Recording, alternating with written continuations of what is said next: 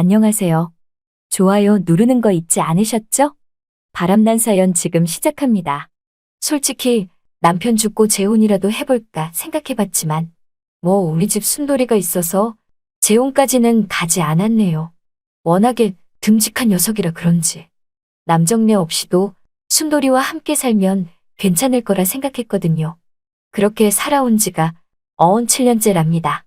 새끼 때 입양해서 키워온 게 엊그제 같은데 순돌이와 함께 생활한 지가 7년이나 흘렀다니. 그 사이 순돌이도 어엿한 수컷개가 다 되었지요. 요즘엔 한겨울이라 그런지 바깥에 생활하는 순돌이가 안쓰러울 때가 많았어요. 그래서 마당에서 묶어놓고 키웠던 순돌이를 추운 겨울이 될 때쯤엔 거실로 데리고 와서 함께 생활했죠. 그러다가 따스한 봄이 오면 다시 순돌이를 마당에 내놓았네요. 혈통 있는 백구이고 진돗개라고는 하지만 워낙에 바깥에서 용변 보는 걸 좋아하는 습성 때문에 제가 안에서 꼭 키우고 싶어도 사실 그게 쉽지는 않답니다. 그래서 추운 겨울에만 살짝 집 안에 들여놓고 생활하고 있었지요. 아무튼 한겨울이고 한파라서 너무나도 추웠는데 우리 순돌이와 집안에서 함께 생활하고 있자니 옆구리도 허전하지 않으면서 정말이지 포근하고 따뜻하더라고요. 이래서 저 또한 개를 키우는 게 아닐까 생각해요. 다른 분들도 그렇겠지만요. 가끔은 한 번씩 산책을 시켜야 하는데 겨울인데도 불구하고 미세먼지는 또 왜 이렇게 심한지. 사실 제가 비염이 심해서 미세먼지가 심한 날엔 많은 영향을 받거든요. 그래서 산책도 잘 못 시키고 매일 집안에서만 지내는 순돌이가 가끔은 안쓰러울 때가 많았답니다. 그럴 때마다 순돌이를 쓰다듬으며 간식을 주곤 했는데 이 녀석이 그것도 나쁘지 않았는지 갑자기 제 뺨을 막 간지럽히더라고요. 꼭 살아생전 우리 남편같이 뭐해요. 아무튼 이 기분에 저 또한 우리 순돌이를 키운답니다. 그러던 어느 토요일이었어요. 당시 가까운 친척 결혼식이 있어서 아침부터 서둘러야 했죠. 그런데 정말이지 오늘은 겨울인데도 날씨가 왜 이렇게 푹하고 화창한지. 미세먼지도 없고 화창해서 이런 날이라도 순돌이를 바깥에 놔두며 일광욕 좀 시키고 공기 좀 쐬어야겠다 생각했답니다. 그렇게 마당 한켠에 순돌이를 묶어두고서 집을 나서려고 대문을 여는데 아니 이놈의 대문이 또 말썽이지 뭐예요. 틈만 나면 자꾸만 고장이 나는 통의 대문을 그냥 통째로 바꿔야 하나 생각이 들 정도였죠. 글쎄 대문이 문도 잠글 수 없이 망가져서 어떻게 대충 끈으로 잠그다시피 하고 나가게 되었답니다. 어차피 우리 집 마당엔 늠름한 순돌이가 떡하니 지키고 있으니 도둑이 들 수 없으리라 생각했거든요. 그리고 지금은 결혼식에 늦기 전에 빨리 가야만 했고 암튼 그렇게 순돌이를 믿고 저는 집 밖을 나섰지요. 결혼식장 가서 오랜만에 친척들도 만나고 좋았네요. 결혼식 뷔페에 우리 순돌이가 좋아하는 편육이 보이길래 미리 준비한 비닐봉지에다가 좀 쌌답니다. 집에 가서 저를 기다리고 있을 순돌이에게 줄 욕심에 아주 조금 쌌네요. 어느덧 결혼식이 끝나고 집으로 돌아오는 버스에 올랐고 버스에 내려 집 쪽으로 걸어가고 있는데 갑자기 웬 트럭이 횡하니 제 옆으로 지나가고 있지 않겠어요? 그런데 그 트럭 뒤에 우리 집 순돌이와 비슷한 백구 한 마리가 있었고 지나가는 제 쪽을 보고 와랄랄 짖는데 저는 속으로 순돌이와 참 많이 닮았다 생각했죠. 그때까지만 해도 우리 순돌이는 아닐 거라 생각했거든요. 그렇게 집으로 와서 문을 여는데 아니 대체 이게 뭐야? 분명히 아까 나갈 때 끈으로 대문에 고정하고 나갔었는데 그 끈은 다 풀려져 있고 대문이 활짝 열려져 있지 않겠어요?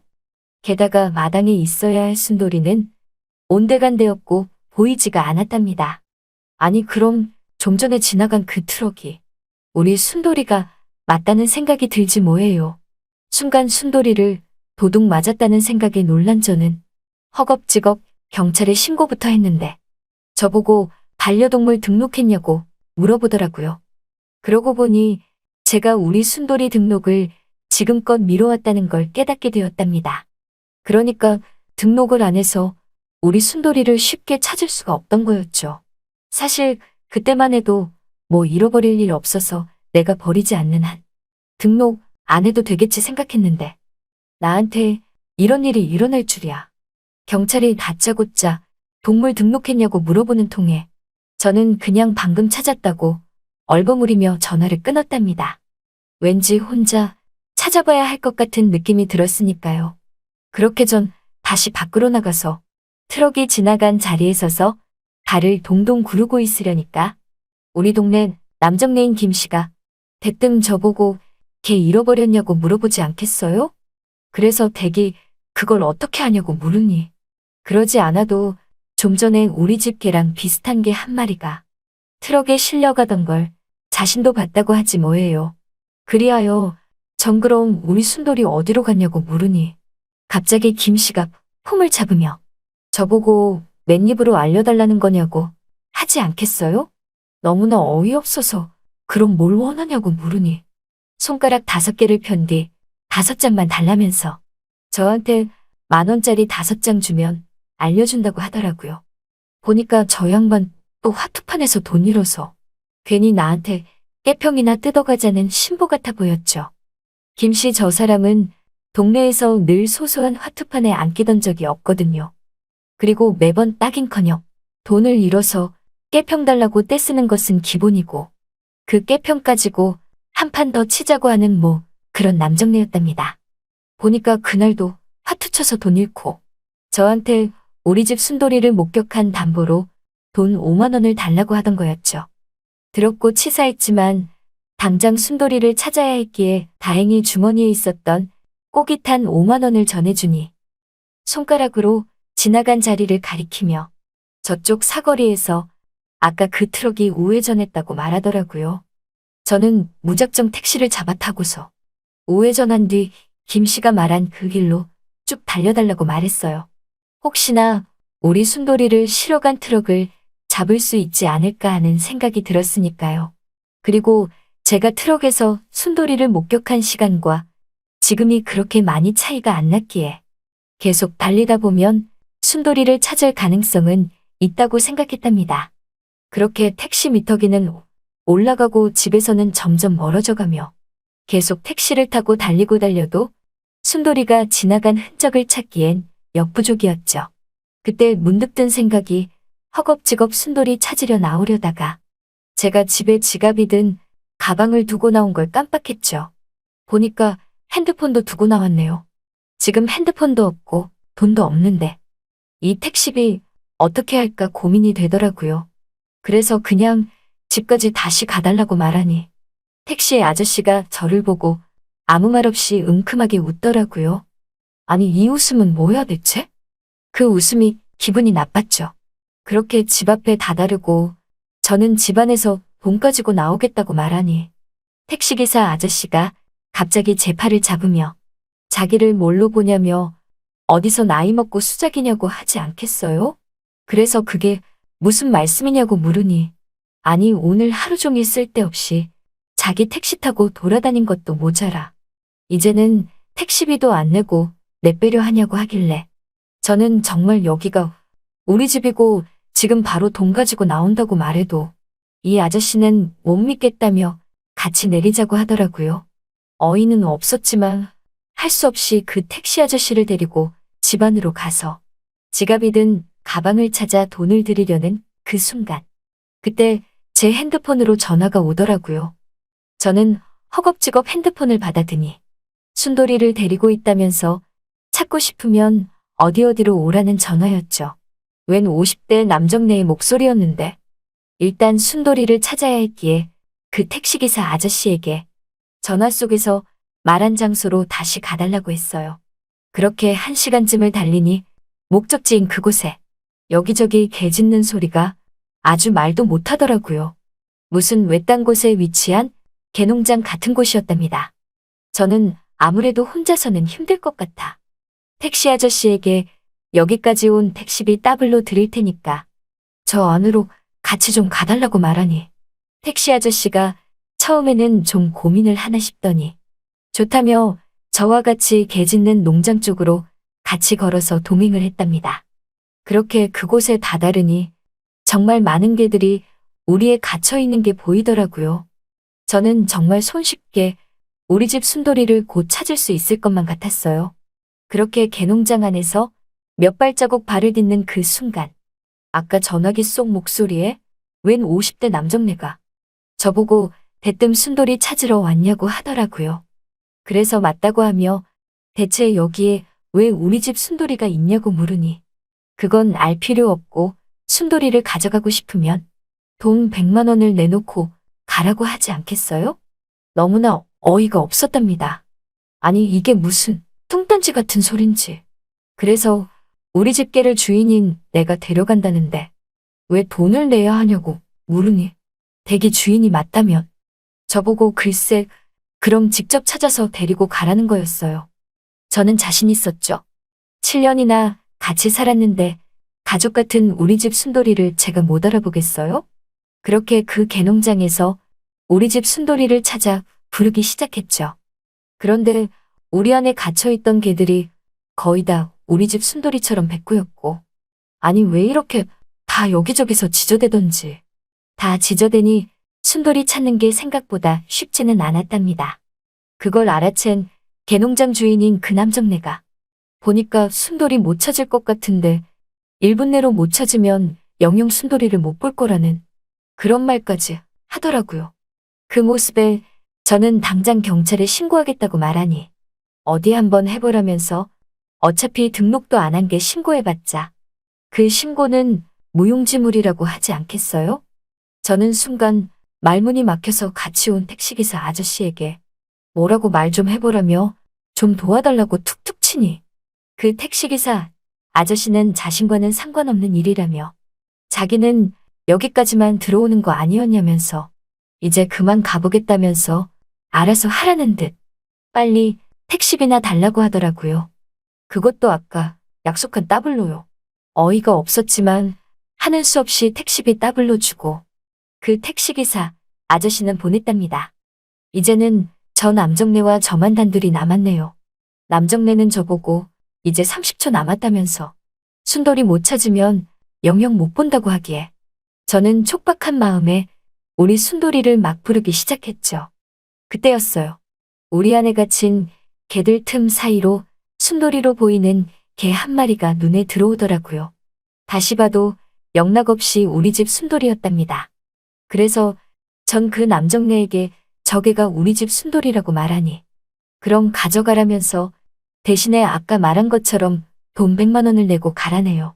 그 말에 전 이런 도둑놈 같은 게 어디서 돈 100만 원을 내놓으라고 말하냐며 당장 경찰에 신고한다고 말하니 그럼 그러라면서 어차피 이 개는 자기 개라며 여기는 순돌이가 없다는 식으로 말을 바꿔 말하더라고요. 저 남정네의 자신 있는 저런 모습을 보니까 저도 제가 순돌이가 우리 집 개라는 걸 증명해낼 방법이 딱히 없었답니다. 여긴 개농장이고 경찰이 와서 무슨 일 때문에 그러냐고 물으면 저 개가 우리 집 개라고 증명하기엔 뭔가 부족해 보였어요. 앞서 말했듯 순돌이를 등록도 안 해놨으니까요.